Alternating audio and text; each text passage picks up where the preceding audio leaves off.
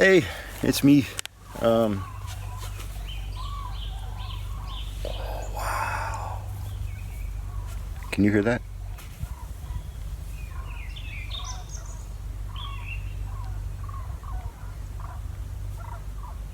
I hope you can hear that. I'll try to make the audio a little louder for you folks. It's a massive wing of geese. I guess they're gaggles. Flying overhead. It's kind of perfect. It's kind of perfect for where I am today. So you saw the opening video. I'm at a place called it's Hertjeslee, or Frele, or both. Alright, so let me back up a little bit. So I showed you the opening video, and I took some extra footage that I might put into this video too. So this place is about 7 kilometers from where I live. I've been here almost a year, and I have not been here yet. I had read that there was a place like this, but I kept thinking, I should find it. And it was weird, because normally that would be the first place I would go find, but I never did. I never did until Sunday, and I was actually taken here. I was taken here by my man, who is fucking amazing. He made me French toast with brioche. It's called pain mort in French, by the way, dead bread. Yeah, he made me French toast, and he was like, hey, let's go for a walk. There's a place I want to take you. And I'm like, okay. And then he told me what it was. I'm like, oh, we're gonna go there. And we did. So, we did. And I'm here again. I decided to ride my bike here. It was an interesting ride. I had to go down lots of cliffs. If you are ever wondering whether or not you should replace your brakes before going down mountain cliffs or after, do it before. Next time I'll do it before, but now I have to do it after. Anyway, it was a bit wild. And so I'm here. This place is, as I said, called Hertjeslee or Frele. It depends on who you're asking. And I finally came here on Sunday with my man to see the rock face that I started out this video with. The rock face has a carving of 2 figures, a male and female, woman and man. The man's face is gone. It's this is all sandstone, and sandstone wears very quickly, but it's also really easy to carve. There's lots of graffiti around here too. But so the man's face is gone, but the woman is still there, and no one knows what it is, who they are. There are theories. The theories come mostly from the late 1800s, early 1900s, where there were the 2 movements of romanticism in Germany, but in France they were all being super hyper anti-spiritual everything because of the French Revolution and secularism and all of that. So the dominant theory is that it is they were 2 rich people. Of course they decided it was 2 rich people, you know. Only rich people would have their faces and their have themselves carved into a rock. It's not a bad theory necessarily, except that you don't really see that in Celtic lands. I'm in the lands of the Treveri. They didn't really do that. In fact, none of the peoples around here did that. They usually carved gods. It was the Romans who did a lot of the hey, this is Lord Bob or whatever. And there's a strange kind of carving on the top of it where they think was maybe burial urns for the 2 people. Now, as I said, it's possible. But here's the thing, and even those theories, the people who made those theories kind of acknowledge that it was probably also a ritual site. This is, I think, the 10th place like this that I've been. So you see those rocks behind me. You know, I'm definitely going to clip the footage in, maybe at the beginning, maybe at the end, so I can kind of like show you what I mean.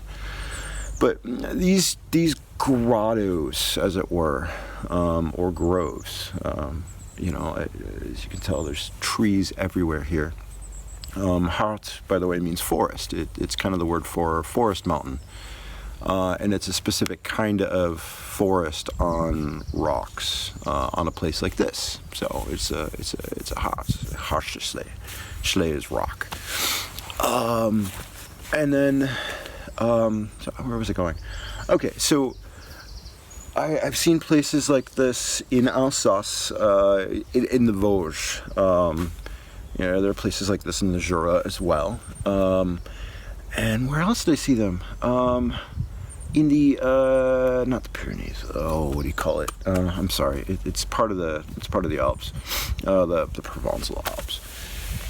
So like around Burgundy and stuff. So there are all of these places where usually sandstone and other rocks, where they form these kind of natural circles. This is a circle. And as I have no idea where I'll put the video, but I'll put the footage in here so you can see it. When you're coming up this hill, you see the figures, and then you continue, and I do footage of that where, you know, you continue past the big visage, or the facade with the two faces. Visage means face, that's why I said that. And then you pass through rocks. And then you walk up a little bit, and then you pass through more rocks, and then you pass through more rocks, and it's, you know, little, you know, paths in between big, massive boulders, until you come to the area where I am now, which is kind of a natural circle. I've seen this multiple times, and there's one thing I was thinking, okay, there's got to be a sacred spring here, because there's always been a sacred spring in all of the other places I've gone to. But I saw no immediate sign of it yet, and I didn't see any streams going down. And then I found one. There was a stream going down there was an old mill here. But I couldn't find the source of the stream. It just kind of comes out of the ground through a pipe. And I was like, okay, well, let's see. Looked a little bit further, and there's a big stone house where there is a spring there. It's a very large spring. And they've capped it. They've put a building around it so you can't get to the spring. We're in a source protection district, basically. You know, freshwater sources, springs. They protect them, which means that they've built big stone buildings around them. There is a sacred spring right at the foot of this place as you're coming up. So you would walk by this sacred spring. It's pretty big, actually. It's not just a trickle. It's a massive amount of water, and it was enough to power a mill. So I'll give you an idea of how much water is coming out. Now, you pass by the spring, and you walk up further, and then there's the facade with the two faces, the two people, the two beings, as it were. And then you walk up further, you pass through little passageways, and then you get to this place. Now, with the mind of a scientist or one of those dry, drab historians, they're like, oh, okay, yeah, maybe they did sacrifices here or something. But the thing I've noticed in all of these places is, the first thing that kind of comes to mind is like, whoa, what a cool ritual space. By which I mean, wow, if you were to do rituals, public rituals, if you were to do events, weddings, for example, initiations, rituals to gods, sacrifices, of course, but other things as well, this would be a perfect place to do that, because you would walk through these, it's a bit like the Catholic Stations of the Cross, or the Buddhists do this too, and definitely the people in Japan, the Shinto religion does this as well, where there are little places you stop and there is something you see or something you feel at that moment, and then you pass through into something else. and you pass through into something else, and then you pass through into something else until finally you are at this pinnacle. And this pinnacle, by the way, this kind of bowl, this circle, this is the place that's specifically called Freyla, Freya's Rock. Now, by the way, I've included an essay for all of you that I wrote on Another World, which is the Gods and Radicals supporters blog. So, I'm doing all of my big writing there, but I'm making sure you folks get to see it too. I write a lot about the history of this area. This was Celtic, the Treveri. You could call them the Gallo Celts or the Belgic Celts or what have you. And then the Franks came in later. The Franks weren't really a people, they were a confederation of Germanic peoples. And of course, the Germanic peoples worshipped Odin, Freya, etc., etc.